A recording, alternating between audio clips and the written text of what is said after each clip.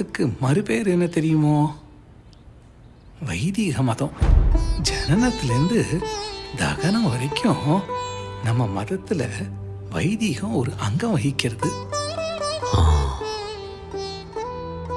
அங்கம்னாலே அவசியம்னு அர்த்தம். அவசியம்னு வந்துட்டா அதை ஆதரிக்கணும், ஆராதிக்கணும். கல்யாணத்தில் ஆடம்பர செலவு பண்ணுறா, நிறைய விரயம் ஆறுது. ஆடம்பரம்னு தெரிஞ்சும் அதை கொண்டாடி நடத்துகிறா. அதே கல்யாணத்தில் வைதீகம் ஒரு அங்கமாக இருக்குது, அவசியமாகவும் இருக்குது. ஆனால் வைதீகால்கிட்ட பேரம் பேசுகிறா. புரோகிதாலாம் மற்றவாளை போல சுதந்திரமாக வாழ முடியாது, கட்டுப்பாடு ஜாஸ்தி. மற்றவாளோட கம்பேர் பண்ணினா இவா வாழறது தவ வாழ்க்கை. வேதம் நிலைக்கணும்னா வேத பண்டிதா போஷிக்கப்படணும். விவாகங்கிறது பெத்த கடமையை நிறைவேற்றுறது. சம்ஸ்காரங்கிறது கடமையோட கூடின கடனை நிவர்த்தி பண்றது. ஸ்ரார்த்தம், தர்ப்பணம் இதெல்லாம் தாய் தோப்பனாருக்கு நாம தீர்க்க வேண்டிய கடன். பிராணம் பிரியறது. ஆனா பித்ருலோகத்தை உடனேயே அடைஞ்சுடாது. சம்ஸ்காரம் பண்ணின உடனேயே புனர்ஜென்மமும் கிடைச்சுடாது. 1 வருஷ காலம் டிராவல் பண்ணணும் பித்ருலோகத்தை அடையிறதுக்கு. அதுக்கு தான் மாதம் மந்திரம் மூலியமாக கர்மாக்கள் பண்ணணும்னு சொல்லியிருக்கா. கர்மாக்கள் பண்ணுறீங்களோ? பண்ணணும். அப்போ தான் திருப்தியோட போவாளாம் பித்ருக்கள். பெற்றோர்களுக்கு புத்திரர்கள் செய்கிற கடமையோட கூடின கடன் இது. விட்டுட முடியாது, விலகிடக்கூடாது.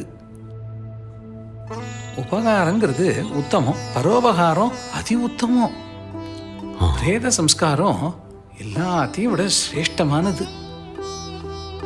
சரீரத்தை விட்டு உயிர் பிரிஞ்சதும் இது பூத உடல் தானே, இதுக்கு எதுக்கு உபச்சரிப்பு, எதுக்கு சடங்கு? அப்படியே அடக்கம் பண்ணிடலாமே அப்படின்னு நினைக்கிறா.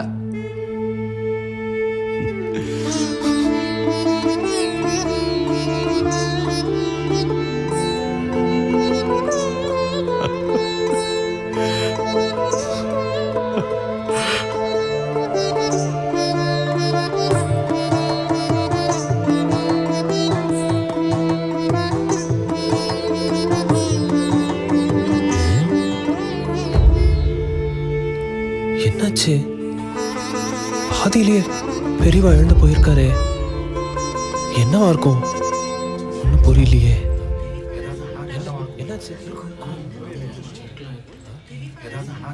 என்னாச்சு?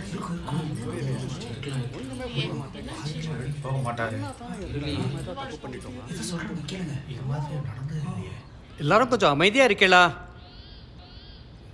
இருங்கோ இருங்கோ, பெரியவா பின்பக்கம் வந்திருக்கா.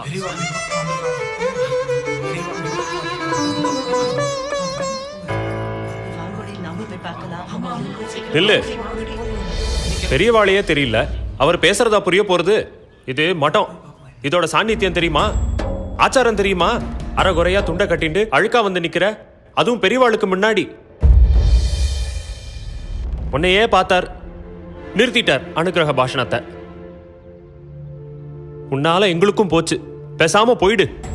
வந்துட்டான் காலங்காத்தால அழுக்க வேண்டிய கட்டிண்டு.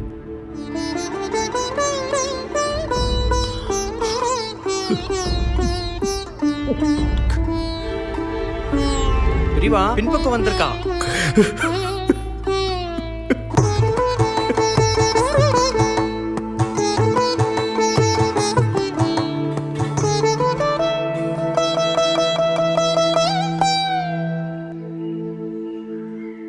பரதேசி மாதிரி அழுக்கு வேஷ்டியோட குளிக்காம வந்திருக்கான்.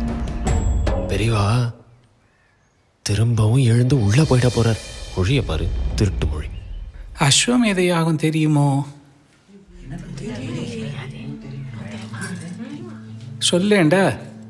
அந்த காலத்துல ராஜாக்கள்லாம் பண்ணிட்டு இருந்தா லோகக்ஷேமத்துக்காக உயர்ந்த யாகம். அஸ்வமேதம்ங்கிறது அம்பாளுக்கு செலுத்துற ஆராதனைன்னு திரிசதி சொல்றது.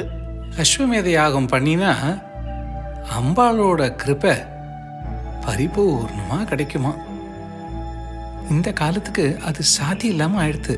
ஆனா அதுக்கு சமமான பலன் ஒண்ணு இருக்கு. சொல்லு. அநாத பிரேத சம்ஸ்காராத் அஸ்வமேத ஃபலம் லபேத்.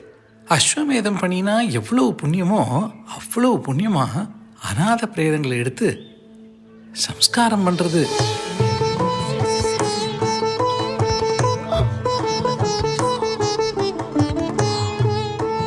புண்ணியத்தை அள்ளி அள்ளி கொடுப்பாராம் ஈஸ்வரன்.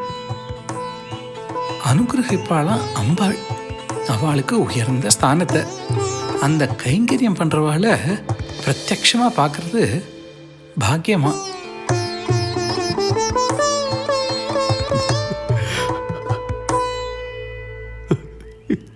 அவனை வர சொல்லு.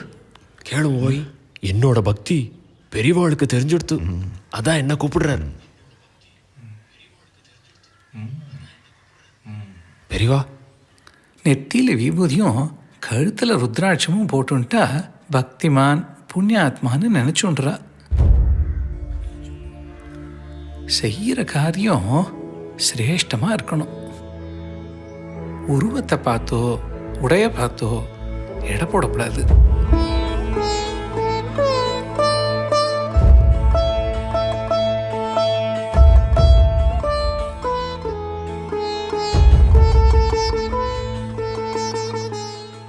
ஒதுங்கி நிக்க சொன்னியே, அவனை கூப்பிடு.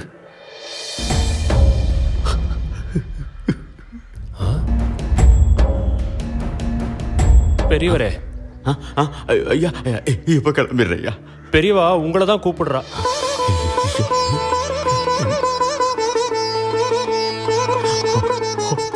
நீங்க வாங்கோ, இங்க வாங்கோ. இந்த சால்விய அவனுக்கு கொடு. சரி பெரியவா.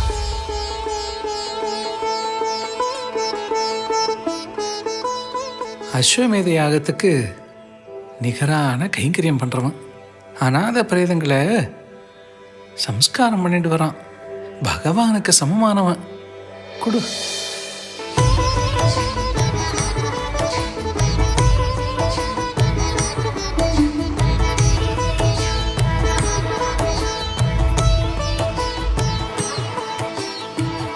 கிடைச்ச அனுகிரகம் தொடர்ந்து பண்ணு.